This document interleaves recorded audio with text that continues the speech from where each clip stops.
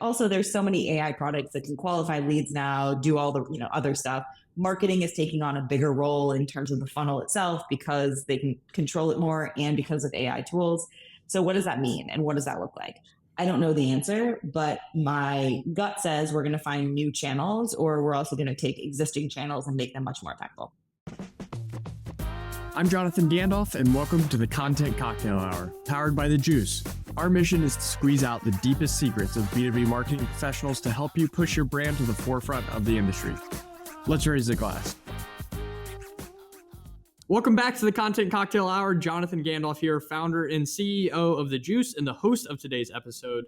We've got a special one today. We've got The Juice, we've got Tofu, we've got Tofu Juice. We've got a story maybe later for what happens when you put that into ChatGPT and what kind of image you get back. But in all seriousness, I'm thrilled to be joined by Elaine Zelby, CRO and co-founder of Tofu, top of funnel, for those of you maybe unfamiliar with that acronym. But really appreciate everybody listening today. Really appreciate Elaine joining us. It's been fun to get to know her and her team, and I think their product is pretty awesome as well. We'll jump into all of it, but before we do that, Elaine, why don't I stop rambling and let you introduce yourself and tell us a little bit about yourself and Tofu in your own words. Oh, thanks for having me, Jonathan. And I'm also a huge fan of what you guys are doing at The Juice. So I'm Elaine Zelby. I have a super random background. I was a biomechanical engineer turned growth marketer, turned venture capitalist, now turned founder. I did undergrad and grad school at Stanford, love building hardware. I still love building stuff. My husband and I together have 3 3D printers, which we like to play with, and ended up joining an early stage startup out of college because I realized how slow anything in the hardware space was.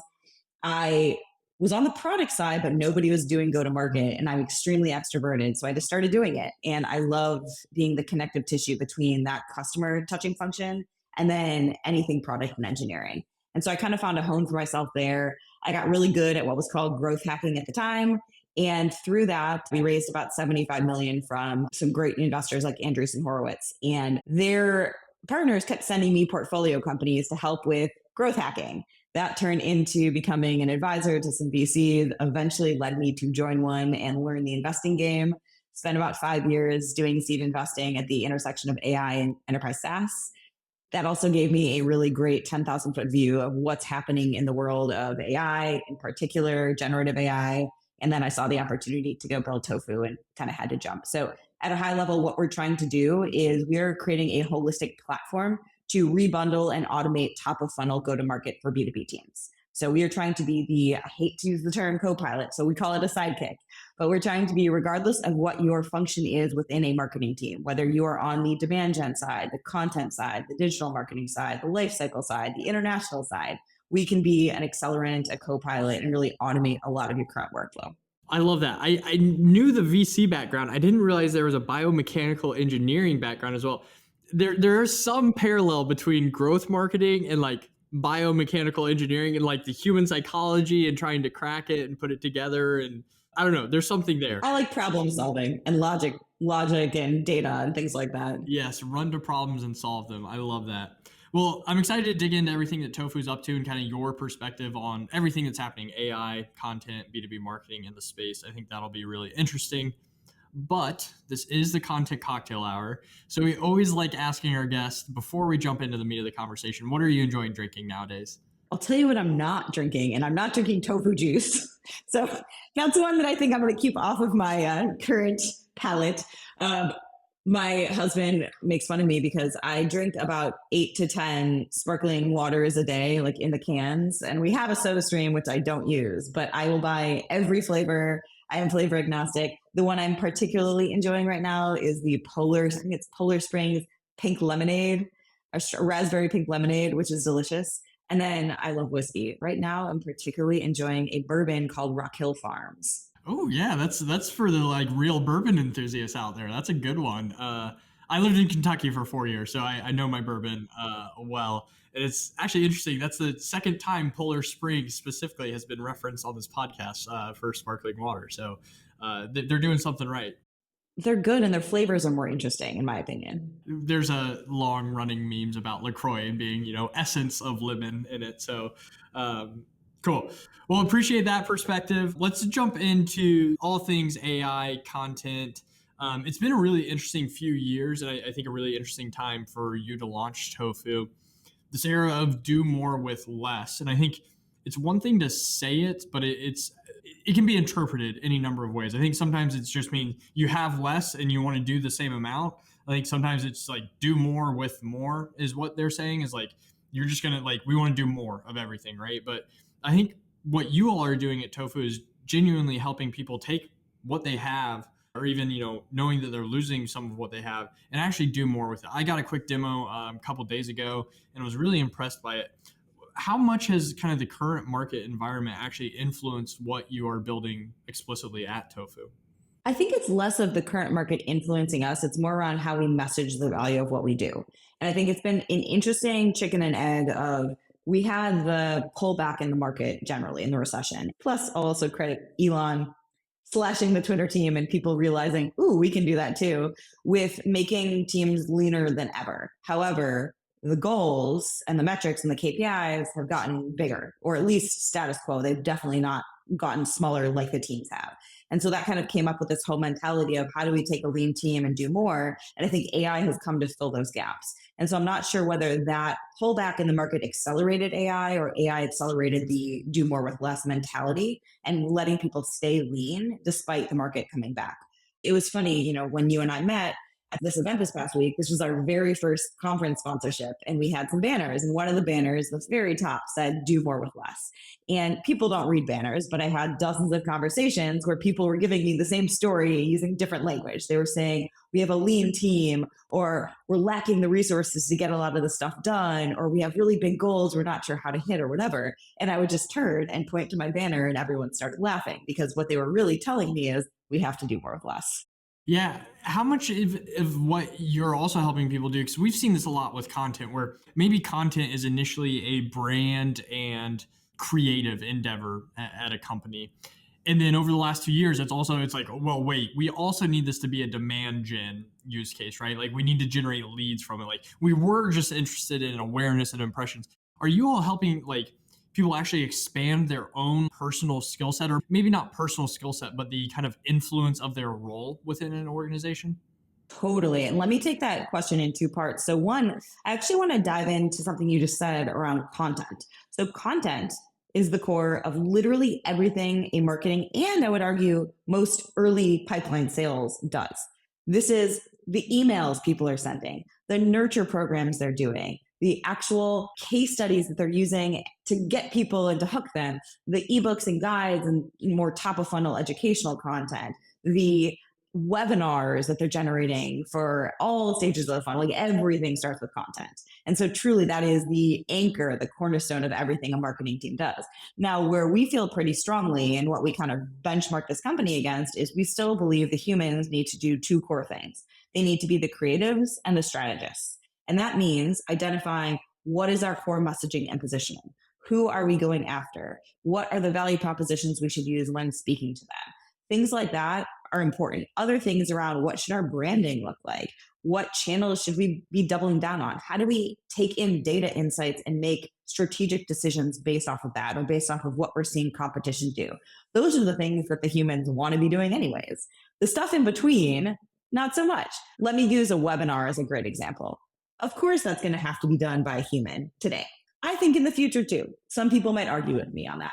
I think that is a core anchor piece of content where you want that human to human connection, whether it's a one-to-one webinar, one-to-many, whether it's a demo webinar, anything like that. However, what you should be doing after the webinar is turning that into blog content, social content, email follow-ups to the attendees, email follow-ups to the registrants, nurture programs, probably extracting out some sound bites, some testimonials, things like that.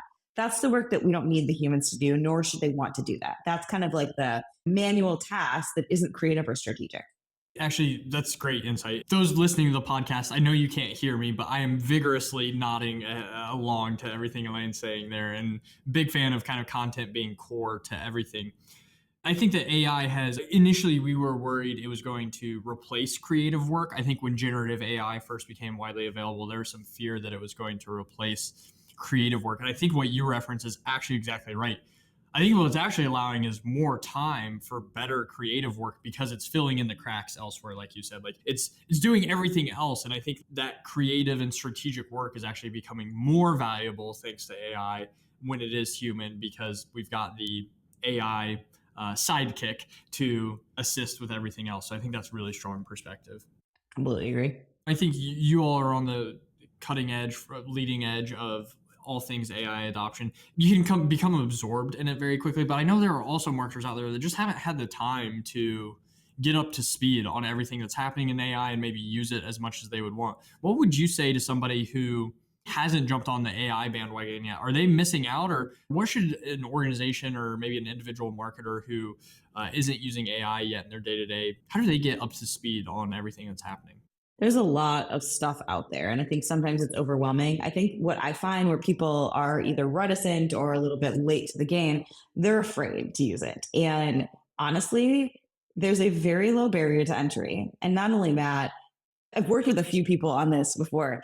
Just getting over that hump of the fear of trying some stuff. And then think about it this way. A lot of the products, whether it's ChatGPT or other products, have some form of chat interface. It is literally a chatbot. Just experiment, try stuff. It does not matter. The AI is not judging you. You know what I mean? Like, you could ask it a really dumb question and it truly does not care. What is so fascinating to me, even within our product, in the chat interface piece, of how polite people feel like they need to be. Like, they truly treat the AI as a person. They'll say, "Thank you. Can you please do this?" Like, using full sentences, which is very indicative of how people are feeling about this right now. But I also think that because they're treating it as if it is a human, they also have fear of either doing something incorrectly, being judged, doing something stupid, not getting the right output. But I just tell people, experiment and play, and it's not judging you, I promise. Yeah, that's actually a really good insight. I never really thought about it that way, but you're right. It's like, who cares, right? It's technology. Like, it's not judging you. And the easiest way to do it is actually start with something that has low cost of failure, in the sense of maybe not even work related, like having it do research for you, having it go and give you some ideas around something. If you're stuck and you're like, "Hey, I know we should start doing more LinkedIn posts," give you some ideas based off of these topics. Super low barrier way to just start having some relationship with AI. I love that, using the personal use case. I've done like travel planning with AI chat experiences. Like, hey, we're going XYZ. Like, what restaurants do you recommend? Well, what are you interested in? Like, that snowballs very quickly. You'll start realizing other opportunities to use the technology, I think, in your professional life as well. I'll give you one simple example too. There's so many opportunities to use AI where people don't even think about it. And that's also something that we as builders of AI technology have to overcome. Is it's not even behavior change, it's mindset shift. So I'll give you a good example. We've had numerous customers who have spent so long building out their personas. They create those beautiful decks. They're like, "This is persona Sheila, and she is this person, and here's what she cares about. Here are her fears, here are her pain points." But then when it comes to taking that work and putting that into practical application, they can't even map titles to a persona, let alone actually do anything with it. Now, I was like, cool, why don't we just let AI tell you what titles, broad titles, should fit within this persona? Does it in 10 seconds. It'll create an entire list of 50 titles that map to that persona. Now we can go ahead and pull that list from their CRM or anything like that. People don't even think to use it in ways like that. And so I think that that's where education has to come into play. But there's just a lot of broad applications that are not core to work. It's like the little menial things that fit in between. Yeah, I've seen some use cases too where people will drop a LinkedIn profile in and say, like, what does this person care about? Or what do they actually do, like, day to day? Like, what are their job responsibilities? There's so much like that where it is, again, it goes back. I love those words you use, just filling in the cracks. Okay, we've got this beautiful persona. It's named, which I think feel like it's like classic marketer. We had a cardboard cutout in a previous office that we always called our ICP. It wasn't Sheila. I don't even remember the name, but like, yeah, okay, now what do we actually do with this, or what does it actually mean? What are the job titles? I think that's like a great example of like kind of filling in the cracks and making it more actionable. I love that example. Okay, you mentioned something at the top. You called it rebundling of AI, which I think is a really interesting word, because we as marketers have started to use AI operationally for all these different efficiencies, but it still feels like very siloed, maybe to use a classic like cliche. We're like, we'll use AI for this task, and then we'll go use AI again for this task. But I think what you're doing at Tofu is kind of bundling a lot of those tasks and like You're actually creating efficiencies on top of the efficiency. So do you want to talk about just like what you mean by rebundling a little bit? Absolutely. And this actually will bring back my VC time. So I was looking at a ton of companies that sell to revenue leaders, marketing, sales, yes.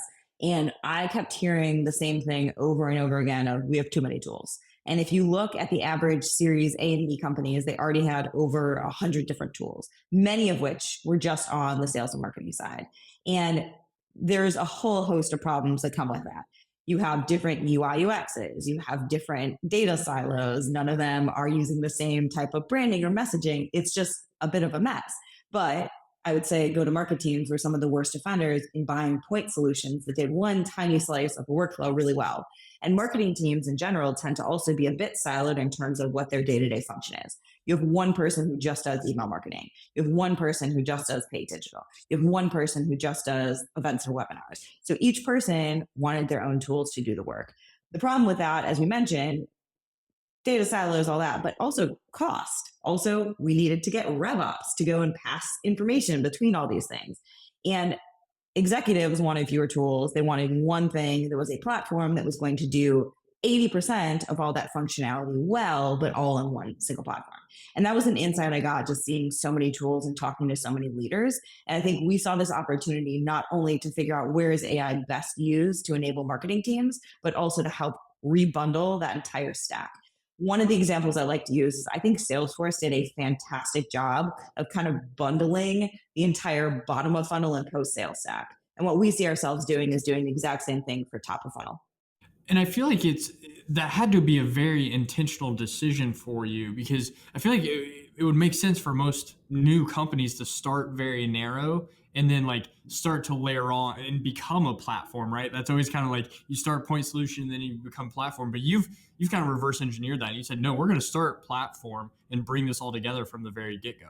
It's a hard thing to do and execute well. And I think the reason we made that such an intentional decision is that the barrier to entry of building net new products has gone down significantly. It's not just because of AI, it's because of cloud computing, it's because of so many other things that have made building product easier, which also means that there will be more competition on all these little point solutions. And figuring out what the right wedge is also a very risky bet. You're essentially saying, I'm going to go build for this one tiny use case, for this one persona or user, and hope that that's the right wedge to expand to become eventually a platform. We took the other tact and said, look, we think that content is the core of marketing holistically. Marketing touches all of these different people, all of the different channels, all the different stages of funnel. So what if that is our entry point and that's our wedge? Well, that also implies we have to be a platform because content needs to be used again across all the different functions. And so that was definitely, to your point, intentional, but also a much harder path. Yeah, I love that insight of like, because it's so easy to build, the point solution is just going to become noisier space to compete in. And you've almost zigged when everyone else is zagging. Really cool. Kudos to you all for jumping right in and doing that from the get go. What is the coolest application you've seen of your technology, or maybe more broadly, even like AI in marketing and content marketing? Like, what's something that you could use as an example to maybe inspire some of our listeners and how you've seen somebody use the technology? I'll give a couple. I'll give one that a customer introduced us, which we've now adopted, and like so many of our other customers have too, is taking call recordings and automatically turning them into case studies.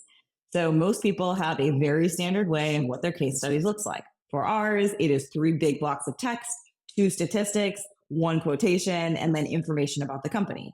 Now I can take an hour-long call, and there might be 7 minutes of that call that is useful to pull out information for that case study, and it will do a phenomenal job. It will map it exactly to our template, do the exact right formatting, find the 2 best statistics, find the best quotation, and it is just taking what would have taken somebody days, like many days, to go and listen to the calls, pull out some stuff, write the whole thing like instantaneously. And that's been a really great use case across the board. One of my other favorite things that I've done on that same vein is one of my customers and I had worked together to put together this very long doc that was essentially an internal selling doc for her to go to her other executive teams and get buy-in holistically from the C-suite. And we worked on it was, what is this tool? What are our pain points? What is it going to help solve? What are the use cases? What's the ROI? And I was like, I wonder if I can use this as a template. And I then started taking all of my historical call recordings from sales processes. And towards the end of a sales process, I would enable my champion by putting together, literally taking the call recordings, letting it auto populate this template doc and saying, hey, here, go take this to your other executives to make sure that they're fully aligned. That's also been huge for us and so low lift on my end. Some other things that are very cool is just really around scaling one-to-one personalization for all kinds of stuff. Typically, we are trying to tell people that it is most impactful in, mid-funnel, or at least not completely cold outbound, but taking somebody who's aware of your brand, who's interacted with you in any way, shape, or form. They met you at an event, they attended a webinar, they downloaded a piece of content, anything like that. And now going and creating hyper personalized email sequences based off of behavioral data and demographic data, linking them to landing pages that are speaking directly to their pain points or what parts of the product they were interested in. All that stuff is accelerating sales processes, increasing every single KPI metric. Those type of things are really impactful too. I am for sure stealing that call recordings into case studies and sales recordings into business cases. That will save us a lot of time already. So thank you for that. That's awesome. Okay, so we always end these conversations by asking our guests, what's one unpopular opinion that you have as it pertains to B2B marketing? Here's one that's pretty controversial now that I feel like most people don't necessarily agree with. We have this whole thing of there's a bazillion and one AI SDR tools out there. And my unpopular take is, sure, SDRs, humans will probably go away. However, I also think that the entire role of what an SDR does today goes away. If you think about what an SDR does, they're mostly cold calling, cold emailing. I think that entire workflow disappears, whether it's AI or human. I think that we are going to find the lower the barrier to entry into an inbox, the more spammy it feels, the lower the open rates, the lower the click-through rates. We are already seeing with our customers and everyone we talk to that cold email is a much, much, much harder channel. So people are going to have to get in front of people in other channels. In-person events is coming back. Things like webinars, things like organic content, things like building communities. A lot of that stuff is becoming much more impactful. So if the whole SDR function goes away, also there's so many AI products that can qualify leads now, do all the other stuff. Marketing is taking on a bigger role in terms of the funnel itself because they can control it more and because of AI tools. So what does that mean and what does that look like? I don't know the answer, but my gut says we're going to find new channels, or we're also going to take existing channels and make them much more impactful. I don't typically ask a follow-up question to these, but I'm really fascinated by that perspective. Do you think, what does that mean for the SDR people, the entry-level sales role? Does that change, or does it just go away and we are actually replacing those jobs in other industries? What's interesting about the role of an SDR is I think the reason we say it's a training job for sales is just to figure out what track to put them on. And honestly, just to give them some kind of function in the company. I completely disagree that it's a good training to be an AE. If you think about what they're doing, there's very little there that is exactly day to day what an AE does. It does not make them good at closing deals. It does not make them good at building relationships. It does not make them good at things like navigating a procurement process, navigating legal and IT and all that stuff. So I actually would argue that no, you just hire people as AEs and train them. And you have to go find personality fits. For example, most people will say people who are D1 athletes make great salespeople. People who are extremely competitive, extremely goal and money oriented, having very good rapport with people. Those types of people make good salespeople. Now, some people who might be in the SDR role today might be much better marketers, might be much better on the account management side. And so I think it's a little bit more of, as opposed to saying, what are these people going to do? It's like, no. What were they supposed to do anyways? Because they're not going to stay in SDR forever. It's meant to be kind of a training ground. Now, if you think about marketing, let's take marketing as the other side of the coin. If somebody joins as a junior product marketer, you don't expect them in 3 years to not be doing product marketing. So it's a weird thing to say that we're hiring people for a few years, knowing that they're not going to stay in that role.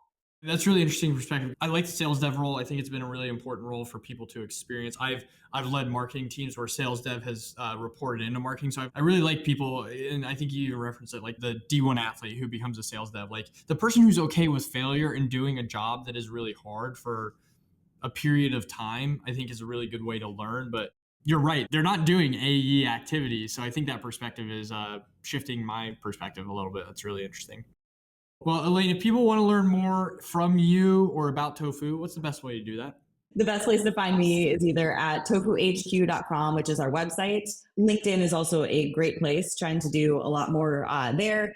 And, look, we are really excited to learn more from people, get product feedback, talk to marketers to hear what are their biggest pain points, what are they seeing with AI, where would they want AI to help solve problems for them. So we love chatting with people and are very open to any conversations. Love that. Well, Elaine, thank you so much for joining today. To all of our watchers, to all of our listeners, I hope you've learned as much as I have. Until next time, cheers. Thank you for joining the Content Cocktail Hour powered by The Juice. If you want to see more episodes or more resources curated for your role, join us on app.thejuicehq.com. See you next time, same place. Cheers.